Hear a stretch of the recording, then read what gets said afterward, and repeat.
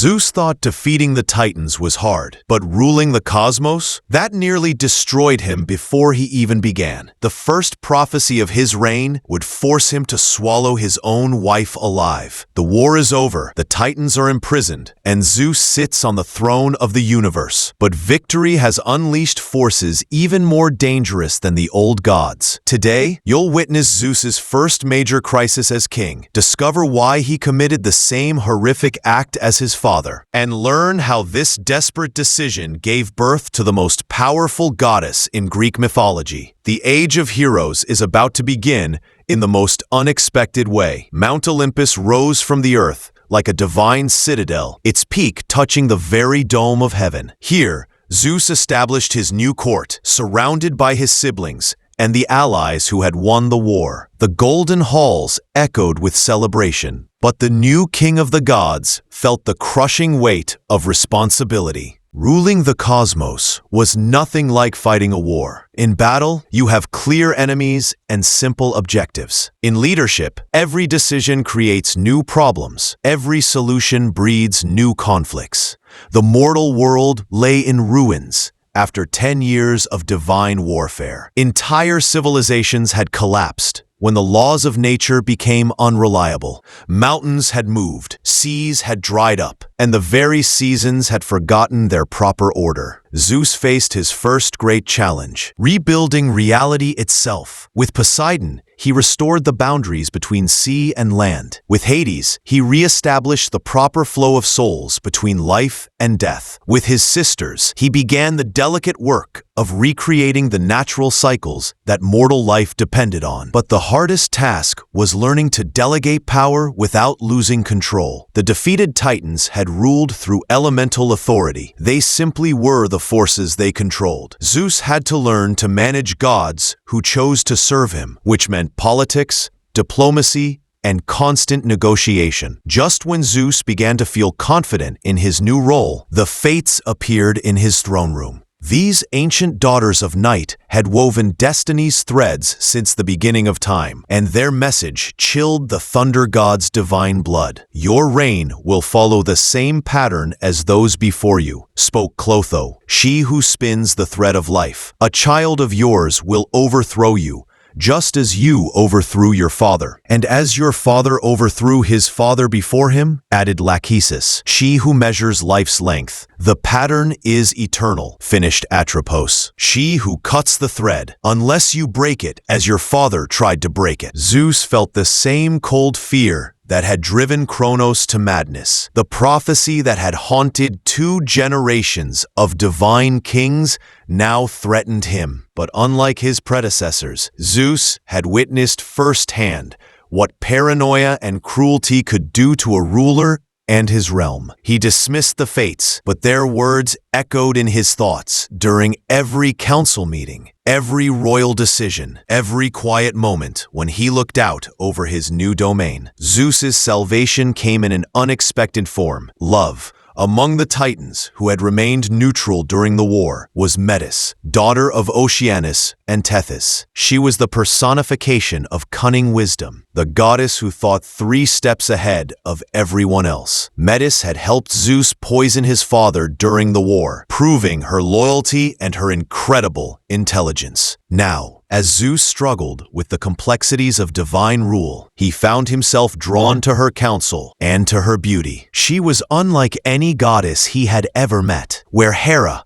commanded through royal authority and Demeter through natural power. Metis wielded pure intelligence. She could solve problems that defeated other gods simply by thinking about them differently. Their courtship was a meeting of minds as much as hearts. Zeus would bring her the most complex challenges facing his new kingdom, and Metis would find solutions that seemed impossible until she explained them. When pirates disrupted sea trade, Metis suggested creating helpful sea spirits to guide honest sailors while leading criminals to destruction. When mortals began to forget the proper rituals for honoring the gods, she devised the system of oracles that would carry divine messages to humanity. Most importantly, Metis taught Zeus that ruling wasn't about controlling everything, but about creating systems that worked even when the king wasn't directly involved. Their marriage was both a love match and a political alliance,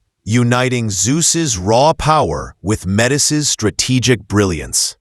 For a time, Zeus was happier than he had ever been.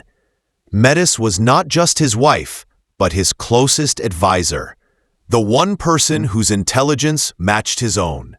Their partnership transformed Olympian rule from chaotic improvisation into sophisticated governance. But as their first year of marriage progressed, Metis began showing signs of pregnancy. At first, Zeus was overjoyed. A child born from the union of power and wisdom would surely be the greatest heir any king could desire. Then the nightmares began. In his dreams, Zeus saw a daughter with eyes like starlight and wisdom that surpassed even her mother's. He saw this child growing in power and knowledge, eventually challenging his authority, not through rebellion, but through simple superiority. The fate's prophecy returned to haunt him. A child of yours will overthrow you. But worse than the dreams were the signs Metis's pregnancy began showing. The child in her womb radiated intelligence so pure that it affected reality around her. When Metis spoke, her words carried prophetic power. When she walked, the very stones beneath her feet rearranged themselves into more efficient patterns. This wasn't going to be an ordinary divine child. This was something unprecedented, a being who might be born already possessing wisdom greater than any god who had ever existed. As Metis's pregnancy progressed, disturbing reports reached Zeus from across the cosmos. Wherever his pregnant wife traveled, impossible things began happening. Mortal scholars suddenly solved mathematical problems that had puzzled them for years. Artists created works of beauty that seemed to channel divine inspiration. Even animals began displaying signs of enhanced intelligence. The unborn child's influence was already reshaping the world, and it wasn't even born yet. Zeus realized with growing horror that the fates had been literal in their prophecy. This child wouldn't need to rebel against him. She would simply be so much wiser and more capable that his authority would become irrelevant. The pattern that had destroyed Uranus and Kronos was repeating itself, but with a terrifying twist. Previous generations had been overthrown through violence. Zeus might be overthrown through obsolescence. Zeus faced the same. The answer came from studying his father's mistake. Kronos had tried to contain his children by swallowing them after birth, but they had continued to grow and develop inside him until they were strong enough to escape. Zeus realized he needed to act earlier, not after the birth, but before it, while the child was still small and dependent. The decision nearly broke him. Metis wasn't just his wife, but his partner, the goddess who had made his reign possible. She trusted him completely, never suspecting that the husband she had helped become king was now contemplating betraying her in the most fundamental way possible. Zeus's plan required perfect acting. He began spending more time alone with Metis, claiming he wanted to savor their last months together before parenthood changed everything. These intimate moments became opportunities to study her habits, her defenses, her points of vulnerability. Metis, brilliant as she was, couldn't imagine that her husband might be planning to harm her. Love had made her blind to the very paranoia she should have anticipated in a new king facing his first prophecy of overthrow. Zeus chose the moment carefully. They were alone in their private chambers, discussing plans for the child's education. Metis was relaxed, happy, completely trusting. "My love," Zeus said, his voice carefully controlled, "I've heard tales of your shape-shifting abilities. Is it true that you can take any form?" Metis smiled, pleased by his interest in her powers. "Any form at all. Would you like a demonstration?" Could you become something very small? A drop of water, perhaps?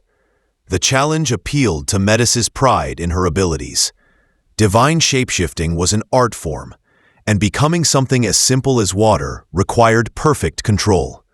She transformed instantly, her divine essence condensed into a single glowing droplet. Zeus didn't hesitate. Before Metis could change back, he opened his mouth and swallowed her whole. The moment Metis entered Zeus's body, everything changed. This wasn't the crude imprisonment his father had practiced. This was absorption, integration, transformation. Metis's wisdom didn't just remain inside Zeus, it became part of him. Her intelligence merged with his divine essence. Her strategic thinking became his strategic thinking. Her problem-solving abilities became his own enhanced capabilities. For the first time since becoming king, Zeus felt truly adequate to the task of ruling the cosmos. Every challenge that had seemed overwhelming now appeared manageable. Every political complexity that had confused him now made perfect sense. But the transformation wasn't complete. Inside Zeus's head, Metis continued to exist as a conscious entity. She spoke to him, advised him, argued with him when she disagreed with his decisions. The king of the gods now carried his greatest counselor literally inside his own mind. Most importantly, their unborn child remained alive, growing not in Metis's womb, but somehow within Zeus's divine essence itself. Months passed, and Zeus's enhanced wisdom made him a far more effective ruler. His decisions became more sophisticated, his diplomacy more nuanced, his solutions more creative. The other gods noticed the change and credited it to the natural growth of experience. Only Zeus knew the true source of his new capabilities and the price he was paying for them. The child inside his head was still growing, still developing, and still radiating the same impossible intelligence that had originally terrified him. But now, instead of threatening his authority from outside, this wisdom was literally part of him. Then came the headaches, divine migraines that felt like lightning bolts exploding inside his skull. Zeus realized with growing alarm that the child was reaching full development and needed to be born. But how do you give birth to a child growing inside your head? The pain became unbearable. Zeus staggered through his daily duties, his vision blurred by agony, his thoughts scattered by the constant throbbing. The other gods assumed he was ill, but divine physicians found nothing wrong with him. Finally, Zeus called upon Hephaestus, the craftsman god who had learned metalworking from the Cyclopes themselves. "Split open my head," Zeus commanded. "Whatever you find inside, let it out." Hephaestus raised his divine axe and brought it down on Zeus's skull with all his strength. What emerged from Zeus's split skull was the most extraordinary sight in divine history. A fully grown goddess leaped out, already armored, already carrying a spear and shield, her gray eyes blazing with wisdom that seemed to encompass all knowledge. This was Athena, goddess of wisdom, warfare, crafts, and strategic thinking. She was everything the prophecy had promised, and more. Wiser than Metis, more powerful than Zeus, more capable than any god who had ever existed. But instead of challenging her father's authority, Athena knelt before his throne. "Father," she said, her voice carrying the weight of absolute wisdom, "I am your daughter, born from your head, carrying your essence as well as my mother's. I am here not to replace you, but to serve you." The prophecy had been fulfilled, but not as anyone expected. Zeus's child had indeed surpassed him in wisdom, but because she was literally born from his own mind, her loyalty was absolute. She was his greatest achievement and his most trusted advisor, combined into one perfect being. Zeus had broken the cycle that had destroyed 2 generations of divine kings. Instead of being overthrown by his child, he had made that child part of himself. Instead of losing his wisdom to paranoia, he had absorbed wisdom itself. Athena became the goddess who would define the classical age, patron of heroes, guardian of cities, and the divine embodiment of strategic thinking. Her birth from Zeus's head symbolized the marriage of power and wisdom that would characterize the best of Olympian rule. But Zeus's drastic solution created new mysteries. What happened to Metis, the absorbed goddess who still spoke inside his mind? How would other gods react to a ruler who carried his greatest advisor literally inside his thoughts? And what other challenges awaited a king who had proven he would do anything to maintain his power? The age of heroes was about to begin, shaped by a goddess born from sacrifice and a king who had learned to turn prophecy from curse into strength. Next episode, Zeus faces rebellion from an unexpected source.